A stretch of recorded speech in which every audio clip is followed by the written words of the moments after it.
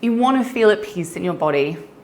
You want food to be easy. You want to be able to trust yourself around food and certainly not be overthinking every bite. You don't want that. But imagine that the idea, the concept of letting go, right, probably fills you with absolute dread. And it's probably because you have a lot of very good reasons to not trust what would happen, right?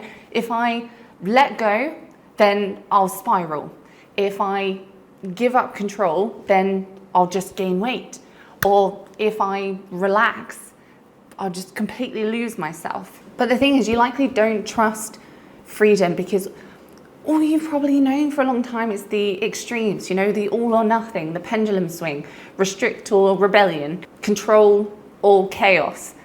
So it makes sense why you wouldn't trust it if that's your experience. So in this video, I want to show you why freedom is not the same thing as letting go, and what actual self-trust looks like, and how to create that real peace that you're looking for without giving up control, but also without being ruled by it, you know?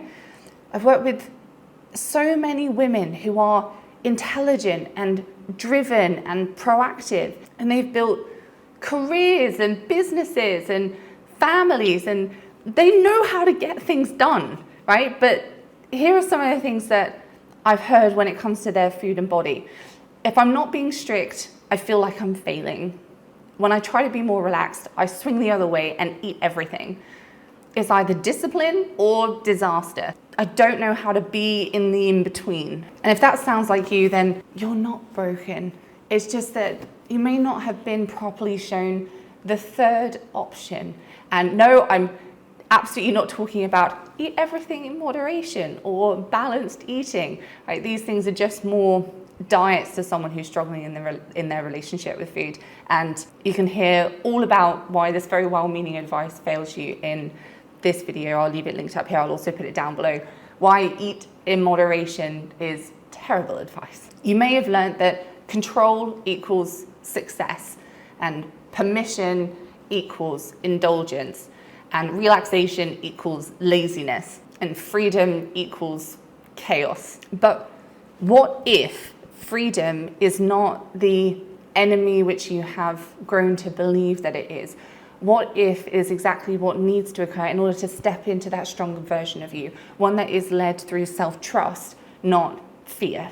So I think something really important that needs to be said is letting go of control is not the same thing as giving up control. It's about choosing self-leadership over self-policing. Anyone can follow rigid rules. Anyone can white knuckle it through the day to stick to their diet plan. And that's not strength. It doesn't feel like strength, right? That's survival mode. True power, true strength, in my opinion, is when we know ourselves and we can listen to our body and we can honor our needs and feel grounded and comfortable at the same time. Not because we're forcing it, but because we trust ourselves enough that we can lead ourselves and we want to take care of our needs. A lot of people who have been struggling in their relationship with food who then decide, you know, I want to become an intuitive eater. I want to develop a healthy relationship with food. They make the mistake of trying to force themselves into doing what they think someone with a healthy relationship with food does, and turn it all into a new set of weird rules to force themselves into. You don't need a new plan to stick to. You need a shift in your mindset and what's driving you. And I've spoken all about how to not turn a healthy relationship with food into a new set of rules and why it's so common and the traps to avoid there, and how to actually develop a healthy relationship with food. And I'll leave that video linked up here, and I'll also put it down below.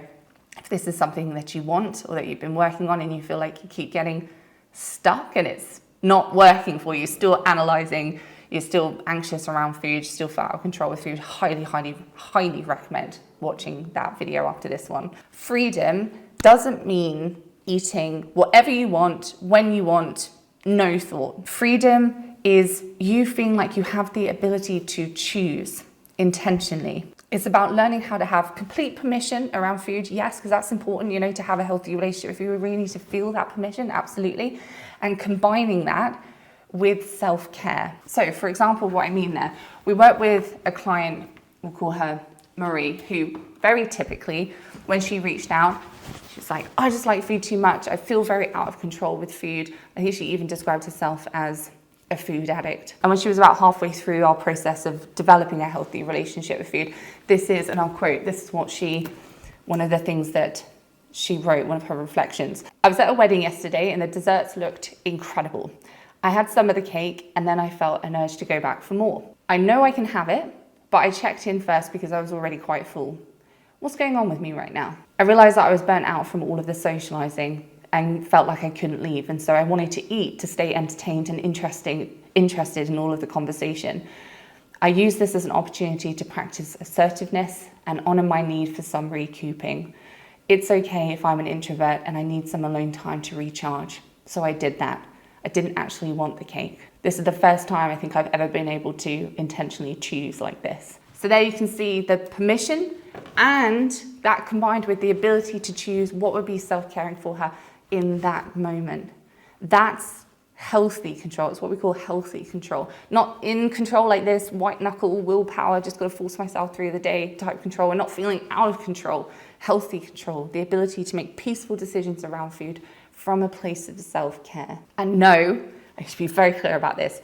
This is not the self-care diet, okay? I spoke all about how to not turn this into the self-care diet in this video. It's the same one as before, and again, I'll leave it linked down below. You definitely want to avoid that trap from my experience. Don't turn this into the self-care diet.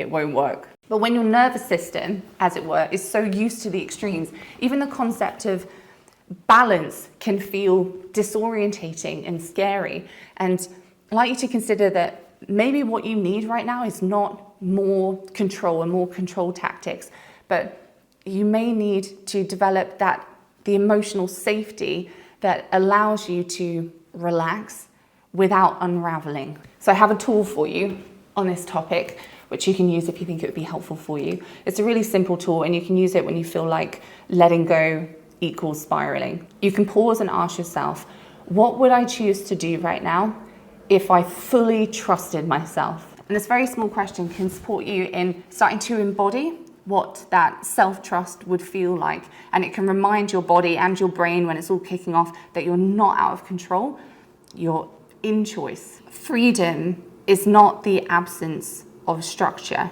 It's about building up the internal structure that's rooted in self-care and self-respect, not shame. One client came to us and said this, let me quote it: "Every time I try to loosen control, I gain weight. I don't trust myself." Very common experience. But through our work together, she didn't just let go, she learned how to lead herself. And then, this is something she wrote recently, "Now I eat what I want and I stop when I've had enough. Not because I'm forcing it or have to, but because I actually feel what I need. Before, all I used to feel was the food deprivation and the self-judgment and the anxiety and the over-analysis." And so that's the difference, right? She didn't lose control, she gained healthy control and she took her power back. It's not a surprise to me at all that when people learn how to develop a healthy relationship with food, and they've actually learned how to do that properly, they also are learning kind of in the background how to have a secure attachment style and feeling safe, prioritizing themselves, and are developing intrinsic motivation rather than fear-based motivation. Sometimes for the first time in their lives, even though we haven't worked on that specifically. And that's the real transformation here, right? It's a big deal. It's not just eating in peace, it's having peace in many areas, and it's living in power. In our experience, when clients are approaching food like this, that's often mirrored in many domains of life and how they're approaching relationships and success and rest and interacting with their emotions. And as we start to develop the trust and self-efficacy around food, this can start to show up in trusting ourselves to hold space in a room, trusting ourselves in conversation, trusting ourselves in relationships, trusting ourselves in our team, in our leadership. If you want to move away from the all or nothing thinking and have freedom without losing control and learn more about how self-trust is built, then I recommend booking in for a discovery call. That's where we can get to understand what a healthy relationship with food and with yourself looks like for you, and start to unpack what fear and control-based systems you might have in place which are unintentionally sabotaging you. And we can also begin to assess if the process that we teach our clients could be helpful for you and your needs more long term. There's no pressure, but we can have that call and we can get you some clarity on what some helpful next steps might be for you. The link for that is in the description if that would be helpful for you. I can almost guarantee that you don't need more control. You probably need self-trust and self-efficacy. And that's exactly what we help people build. Thank you so much for watching, and I'll see you in the next one. Bye for now.